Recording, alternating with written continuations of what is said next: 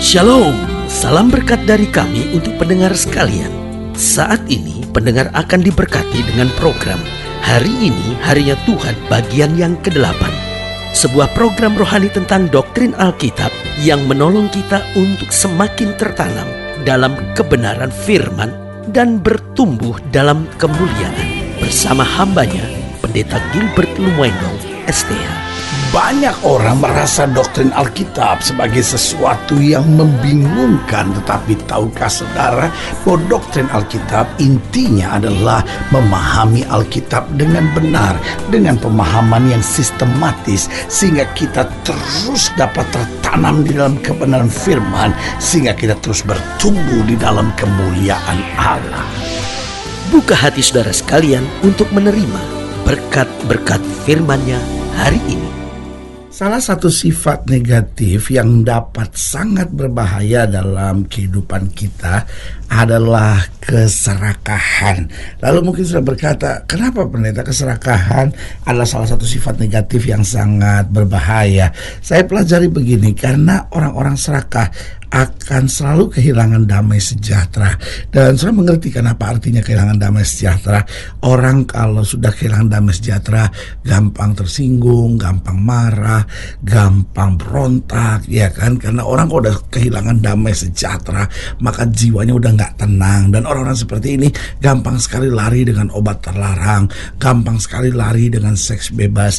Karena pada dasarnya manusia diciptakan Tuhan dengan kebutuhan yang sangat hakiki dalam hidupnya, yaitu damai sejahtera. Dan damai sejahtera karena kita diciptakan oleh Tuhan, maka kita juga hanya akan dapatkan damai sejahtera itu di dalam Tuhan. Karena Tuhan punya damai sejahtera yang asli, yang genuine, saudara-saudara. Tetapi sebaliknya, iblis pun menyamar seperti malaikat terang. Iblis coba tawarkan damai sejahtera lewat apa? Lewat seks bebas, lewat obat-obat terlarang. Itu sebabnya keserakahan sangat berbahaya. Karena ketika orang hidup dalam keserakahan, maka dia akan kehilangan damai sejahtera, nggak pernah puas, nggak pernah merasa cukup. Yang kedua, saya pelajari kenapa keserakahan salah satu sifat negatif yang sangat berbahaya.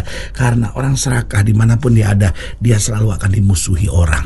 Saudara yang kasih dalam Tuhan, bukankah manusia juga adalah makhluk sosial, sehingga manusia butuh diterima, dikasih oleh lingkungannya. Dan saya bisa bayangkan kalau dimanapun kita ada, kita dimusuhi. Karena suami gak senang lihat istri serakah, istri gak senang lihat suami serakah. Pada dasarnya manusia gak bisa terima orang hidup dalam keserakahan, sehingga dimanapun dia ada, dia dibenci orang. Teman-teman dekat akan bilang, aduh orang itu serakah banget sih, orang itu gak pernah bisa bersyukur, orang itu gak pernah bisa puas. Kenapa? Karena serakahnya itu. Karena itu saudaraku yang kasih dalam Tuhan, keserakahan adalah salah satu sifat negatif yang sangat berbahaya. Yang pertama, karena akan membuat kita kehilangan damai sejahtera. Yang kedua, akan membuat kita selalu dimusuhi. Dan yang ketiga, akan membuat kita cepat kecewa. Orang tuh kalau dalam keserakahan selalu merasa kecewa. Kenapa? Karena pada dasarnya orang serakah itu gak pernah bisa puas, gak pernah bisa bersyukur. Jadi sehingga apapun yang ada di depan dia, dia selalu kecewa. Dia udah kerja kecewa, dia melayani, dia kecewa. Kenapa? Pada dasarnya serakah, dia selalu mau lebih lagi. Dan orang seperti ini akan menjadi orang yang sangat berbahaya. Dan yang keempat, saya pelajari kenapa keserakahan adalah salah satu sifat negatif yang sangat berbahaya.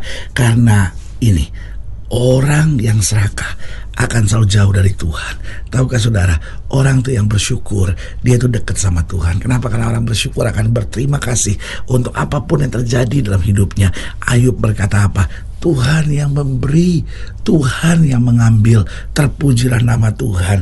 Bayangkan, dalam situasi yang sangat menyakitkan saja, Ayub bisa bersyukur. Tetapi orang yang serakah dalam segala perkara tetap akan bersungut-sungut kepada Tuhan dan merasa kurang untuk apa saja yang Tuhan sudah berikan kepadanya. Karena itu saudaraku yang kasih dalam Tuhan, jangan hidup dalam keserakahan, hidup kita sengsara, tapi belajar hidup dengan ucapan syukur, maka segala berkat Allah akan tercurah dalam hidup kita. Haleluya. Selamat datang dalam program kita hari ini, harinya Tuhan. Sebuah program rohani yang kembali mengingatkan kepada kita betapa pentingnya kita menjadikan firman Tuhan sebagai dasar keseharian hidup kita.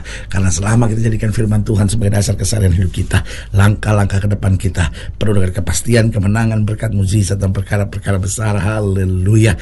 Dan dalam program ini kita sedang membahas tentang keserakahan.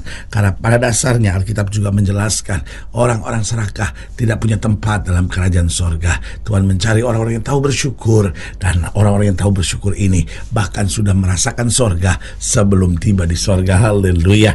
Nah, saudaraku yang kasih dalam Tuhan, dalam pembahasan kita tentang keserakahan, kita mau sama-sama belajar dari 1 Samuel pasal 30. 1 Samuel pasal 30 ayatnya yang ke-26, ayat yang ke-26 sampai ayat yang ke-31. 1 Samuel pasal 30 ayat 26 sampai ayat yang ke-31. Saya beri kesempatan untuk setiap Bapak Ibu Saudara sekalian untuk ambil Alkitab, catatan alat tulis, sehingga masing-masing kita mengenal firman Tuhan lebih dalam lagi dan lebih mengerti lagi, sehingga hidup kita makin bertumbuh dalam terang kasih Tuhan. Haleluya. 1 Samuel pasal 30 ayatnya yang ke-26 sampai ayatnya yang ke-31. Demikian firman Tuhan di bawah judul perikop, Daud mengirim pemberian kepada para tua-tua di Yehuda.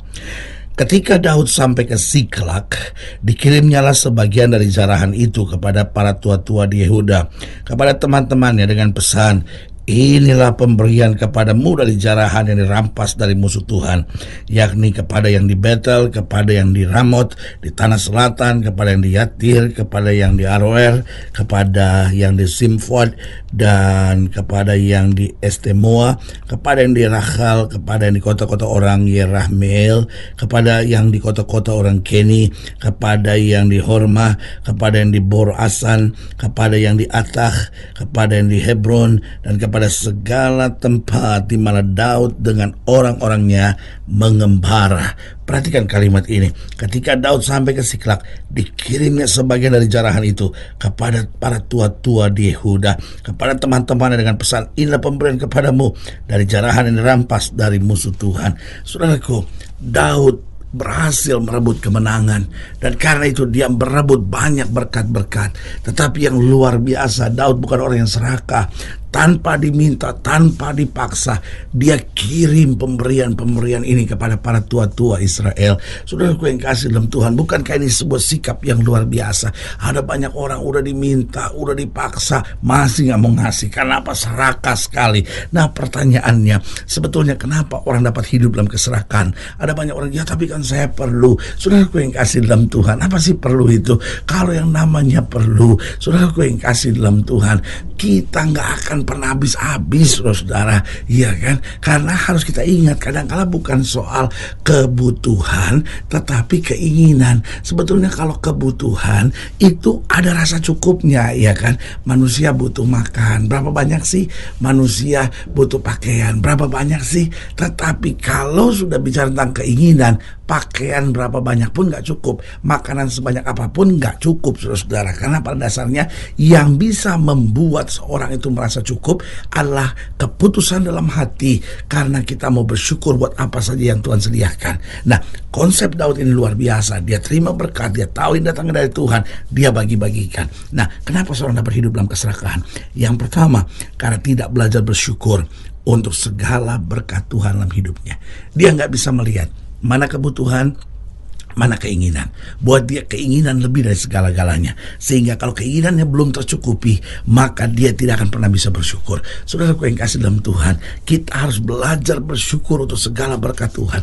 Karena apapun yang terjadi, kita akan menjadi orang-orang yang diberkati dan disayang oleh Tuhan. Karena itu belajarlah bersyukur untuk segala berkat Tuhan.